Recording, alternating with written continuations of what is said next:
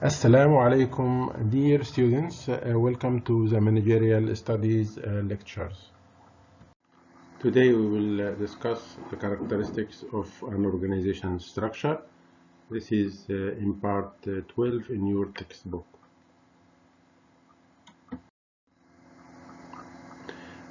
Our objectives to outline the departmentalization options for the organizations and to compare between centralized and decentralized structures and the resulting structural implications of this type or types of structures. Then discuss the span of control. So the content of the lecture will focus on span of control, departmentalization, centralization, and decentralization. So the span of control can be identified by the number of subordinates that a supervisor or a manager has. بمعنى كم عدد العاملين الذين يشرف عليهم مدير واحد أو مشرف واحد. On the other side, it can be the number of employees that directly report to a single manager or a single supervisor. So identifying the span of control will help the organization to have a proper coordination and a sense of accountability among employees. This means that everyone know who is his supervisor or who is his manager and who is responsible for decision making, and he is also able to identify his responsibilities. Also, it determine the levels in the number of levels in the organization structure. Also, the numbers of employees a manager can effectively and efficiently manage. بمعنى عدد المستويات الإدارية وكم من العاملين يمكن أن المدير يديرهم بطريقة كفء وفعالة. We have two types of span of control. We have a narrow span of control and we have a wide span of control. معنى narrow معنى انه نطاق الاشراف ضيق او انه نطاق الاشراف واسع او كبير. The narrow span of control refers to a structure with few employees reporting to the manager. The number of employees that a manager manage is small. عدد العاملين الذي يشرف عليهم رئيس واحد عدد محدود. While a wide span of control means that the structure has many employees reporting to a supervisor. عدد العاملين الذين يشرف عليهم رئيس واحد كبير. هناخد أمثلة. We can have structures. This is a type of structure with a small span of control أو عدد العاملين فيه بيكون الذين يشرف عليهم واحد قليل أو محدود. هنا عندي director and you have 3 managers under the director supervision. So the span of control here is 3 employees for 1, means 1 to 3. Another one is a wider span of control, which has 7 employees or 7 managers under 1 director or 1 manager. So this manager is responsible for 7 assistants, and everyone in the 7 assistants will report directly to the top level manager or the manager. Span of control, we have wide span of control. If we have a wide span of control, then the structure will be flat. Because then the number of levels in the structure will be small. If the number of levels is small, then it is a flat structure. If it is a narrow span of control, this will lead to a tall structure, and a tall structure means that we have many levels of organizational structure. يعني عدد المستويات الإدارية في الهيكل الذي يتميز بأنه متسع يكون عدد المستويات صغير أو قليل. أما إذا كان عدد المستويات أو عندنا narrow span of control بمعنى نطاق الإشراف ضيق، يبقى عندي tall structure بمعنى أن عدد المستويات الإدارية كبير. هنشوف على الخريطة التنظيمية we have to show how this wide and narrow span of control affect the organizational structure. Here we have two types of structures. One is a tall structure and a flat structure. As we see, a tall structure has many levels. This is one level, this is another, this is another one, and here is another one. We have 4 levels. We notice that this manager, director, has only 2 managers or 2 assistants that he is responsible for, and each of them has also 2 subordinates.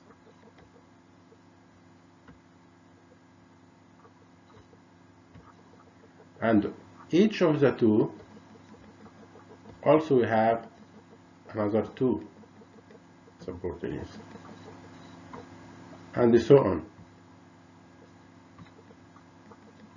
So the span of control here is 1, 2, 2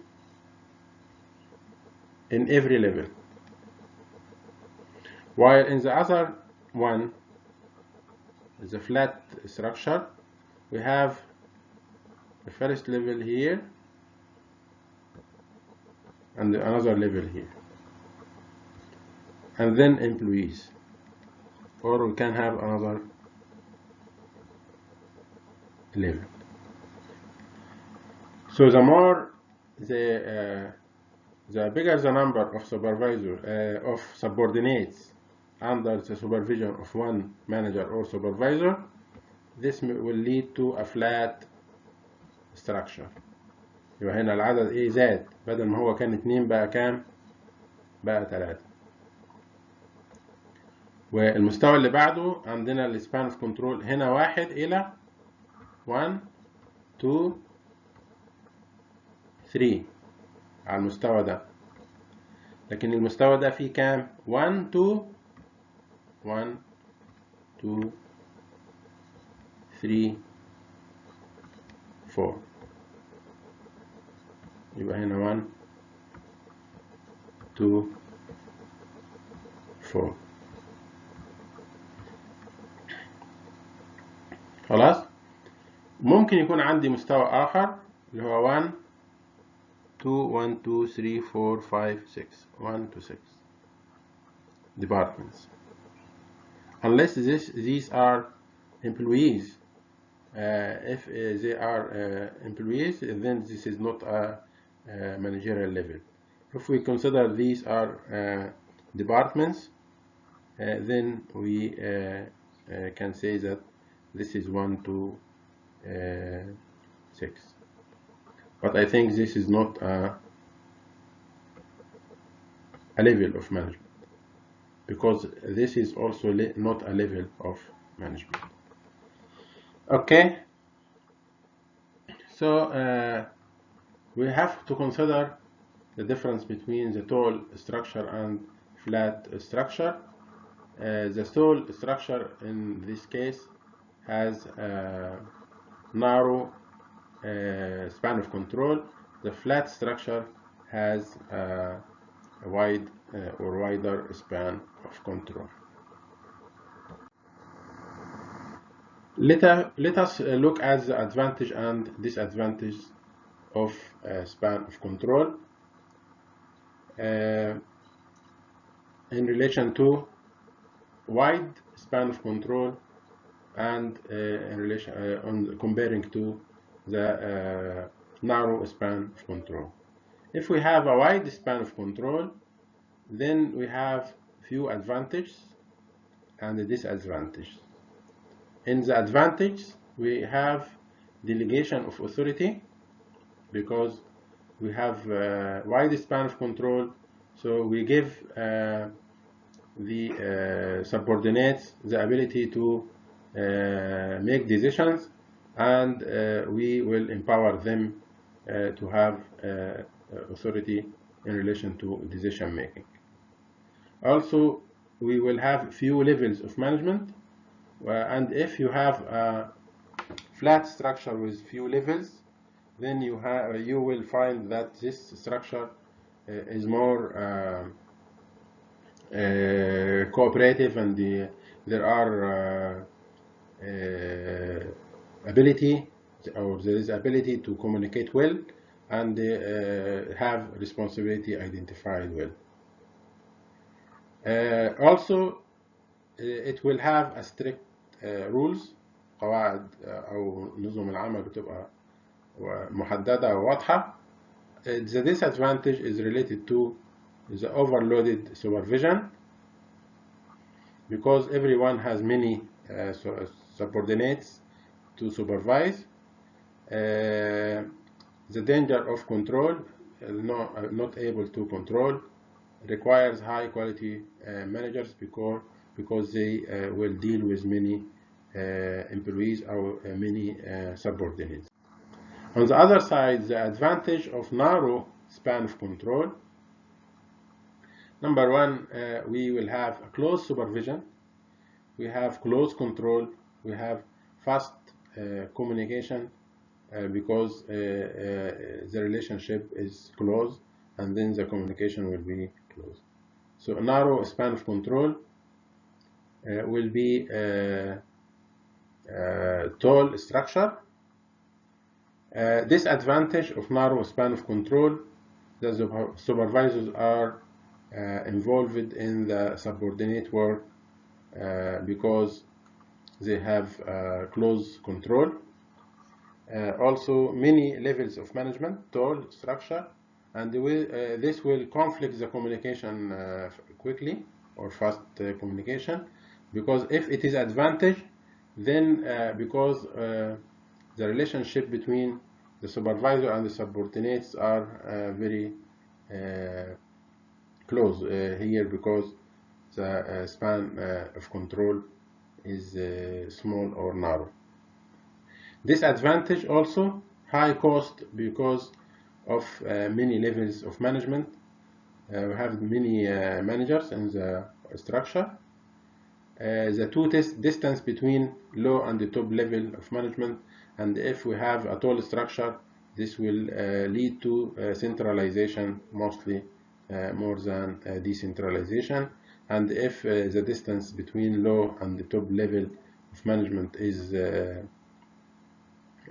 high, then the distance will lead to problems in quick communication in the structure. We will focus now on the second issue related to the organizational structure, which is departmentalization. We discussed this in the previous lecture when we discussed the types of structures. So what is the meaning of this departmentalization? Departmentalization is a process of grouping individuals into departments and grouping departments into total organization.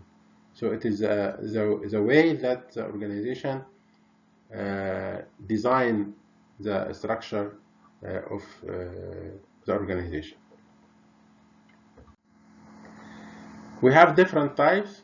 First, we have the functional departmentalization structure. Functional mean that we collect people and jobs according to skills and the tasks related to the organization.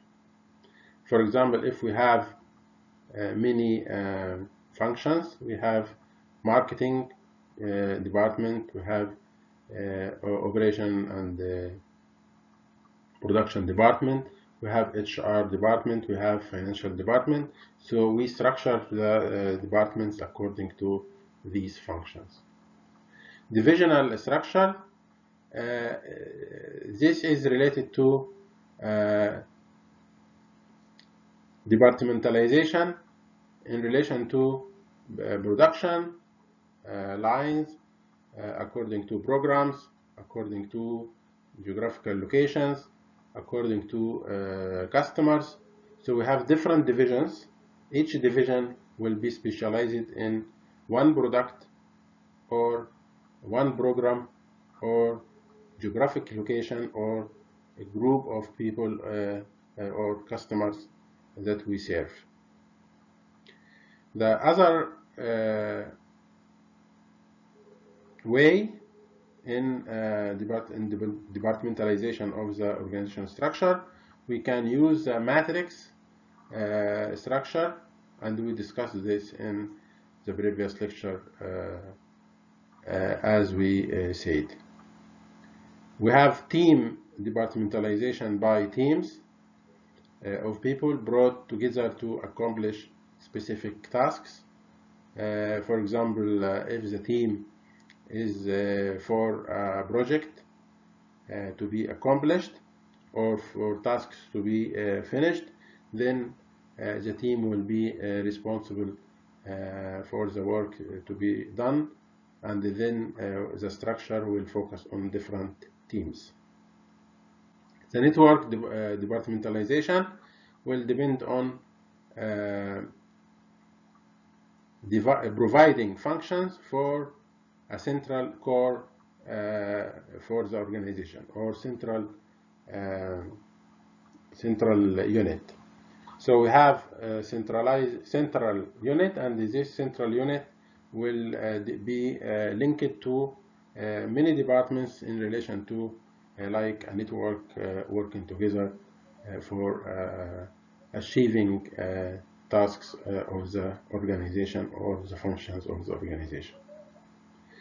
Here are, or this is the way that we do the departmentalization in the organization. Another issue to consider in developing our structure is the centralization and decentralization. And simply we can say that centralization means concentration of decision making in the top level management. But decentralization on the other side is mean that the decision making will be depressed, means يعني نضعها في أسفل among the lower levels of the organization, in the middle or lower level. What is the difference between both of them? In centralization, this will give us some good points or benefits. Number one, for example, increase constancy in the process of procedures, because the employees will use these procedures according to what we are giving them in the top level management. In this way, it will promote harmony between workers. It will reduce the cost of production. Also, it will help when an organization in a situation of emergency or crisis. On the other side, we can say that centralization also will help to allow rapid decision making, quick communication in decision making, and less duplication of work, because fewer employees perform the same task. However, centralization will limit flexibility because the organization has a rigid structure, will have low flexibility or limitation in flexibility, and the ability to adapt with the external environment. Autonomy in decision making, because the autonomy of decision making will be related to only small number of individuals in the structure, and this will decrease the ability of other people to be creative or be able to participate in decision making.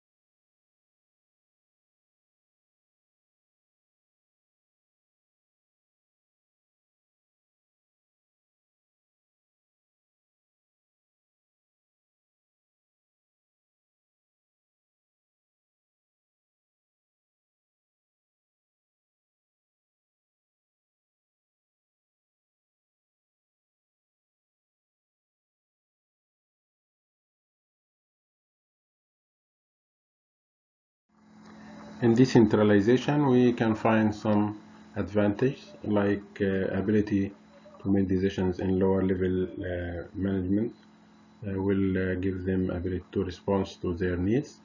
Also, decentralization will help to have future managers for top level to train them to be able to make decisions. Also gives them autonomy in decision making, gives them creativity and ability to develop their performance. On the other side, this will give the structure a problem related to controlling the structure. Their top level manager will not be able to control widely, and also the trust in decision making in the lower level managers means that some people, some managers would use authority in improper way. Also, decentralization will not help in the time of crisis, because the ability to make decisions in the central top level managers will be hard. Also, this will give them the opportunity to lose control over the situation.